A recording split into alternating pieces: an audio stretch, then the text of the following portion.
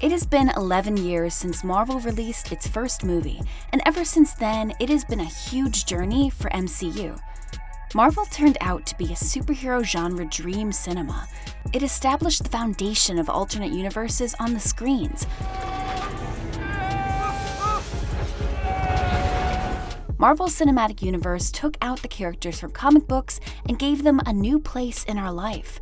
MCU has successfully achieved what many other franchises can only dream of. Yet, there have been quite a few ups and downs in this road to success. Marvel has now released altogether 23 movies in their first 3 phases and is set to launch its 4th phase. So today, we decided to find out which are Marvel's worst to best movies for you. Iron Man 2. Iron Man 2 suffers from trying to do too much in the span of one movie, and no one's seeming to agree on what needs to take priority.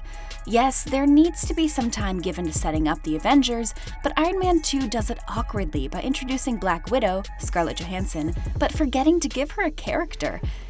Will that be all, Mr. Stark? Yes, that will be all, Miss Rushman. Thank you very much. It tacks on the Coulson stuff, which is still a little stiff, but Clark Gregg does his best to make it work.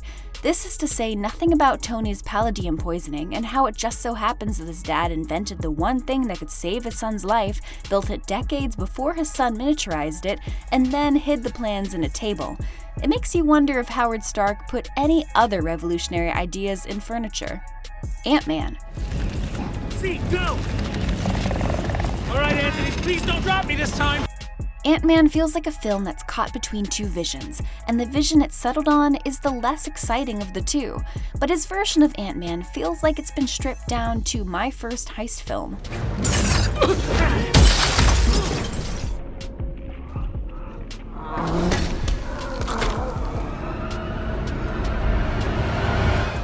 Incredible Hulk. The Incredible Hulk is too early in the MCU to take advantage of this kind of dynamic, so it's adrift, and as a result lacks the proper tone, voice, and attitude to qualify as a proper Marvel Cinematic Universe movie. Until William Hurt pops up in Civil War, it's the only movie where its actors don't appear in other Marvel movies. Edward Norton is acceptable as Banner, but Mark Ruffalo is so much better in a well-rounded version of the character.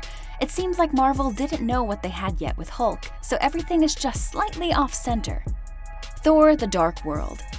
It's almost pointless to compare the first 2 Thor movies, as they're both toward the bottom of the MCU barrel, but The Dark World is a tad more fun than Thor, and it's integral in introducing one of the Infinity Stones, the Reality Stone, that Thanos ends up using to destroy half of humanity. But Marvel still hadn't realized that Hemsworth's best attribute in the role is his humor, and the character, and the first 2 movies, suffer because of it. Spider-Man: Far From Home. While Spider-Man, Tom Holland, may be at the center of the action, he's surrounded by normal people who are reacting to massive events surrounding them. Look at the baby mountain goats! Baby mountain goats! Whether it's something the audience forgot, like the BARF technology from Captain America: Civil War, or something vital like the Thanos snap. It does need to be overtly political, but it comes as close as it can with the observation that people will believe anything, and that a post-truth world serves powerful bad guys far more than it serves regular people. Avengers: Age of Ultron. This Avengers sequel made the same mistake as Iron Man 2, cramming too much into its plot to serve the future of the franchise. The movie features some cool action sequences, notably the Iron Man-Hulk battle, but it fails to distinguish Ultron, the Avengers' biggest enemy in the comics, from other two-dimensional MCU villains, and it spends too much time setting up future movies. In hindsight, this is both the movie's greatest strength and its weakness. It lays important groundwork, but at the expense of its own narrative. Guardians of the Galaxy Volume 2. One more thing we need to complete the plan! That guy's on! There's so much character depth in this movie, it's almost staggering. Story arcs are interwoven between multiple characters, and every scene and every line seems to have meaning behind it. And it's better to not even go into the amazing effects, editing, action scenes, and acting. If you thought the filmmakers used 70s and 80s pop music effectively in the first movie, this is another level.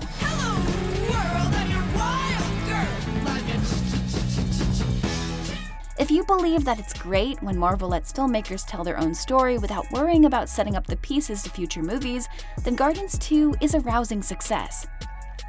Iron Man. In the history of superhero movies, the importance of Iron Man can't be understated. Here was a character that was largely an unknown, and through the strength of perfect casting and Jon Favreau's unshakable vision, despite lacking a script through production, they came away with a film that largely defined the MCU.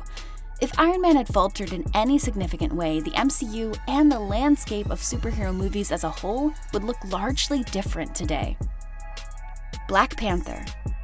Black Panther is probably the only movie on this list that's more remarkable for what it means in the larger landscape of blockbuster cinema than how it relates to other Marvel movies. Black Panther isn't indifferent to the rest of the MCU, and it has its fair share of connections in terms of reaching out to Captain America: Civil War and Avengers: Age of Ultron, but it's far more revolutionary than just delivering standard superhero fare by fully investing in not only the world of Wakanda, but what the politics of that world mean as they relate to our own. Avengers: Endgame. The culmination of the first 3 phases of the Marvel Cinematic Universe is, well, a marvel. No movie has carried the weight of 21 other films with it, but Avengers: Endgame is able to serve as one hell of a payoff, not just simply taking viewers down memory lane, but providing a fulfilling conclusion to plenty of character arcs along the way. The spectacle is off the charts, and while the stakes couldn't be higher, the film never loses sight of that breezy Marvel charm that has made this franchise just a success. This is our list of Marvel's 10 movies, rated from worst to best. Comment down below to tell if you've watched any of these movies yet, and tell us which ones you like and didn't like. For more amazing content, do not forget to subscribe to our channel. And if you like this video, don't forget to hit the like button. For more quick updates, hit the bell icon so you can get notifications every time we post a new video.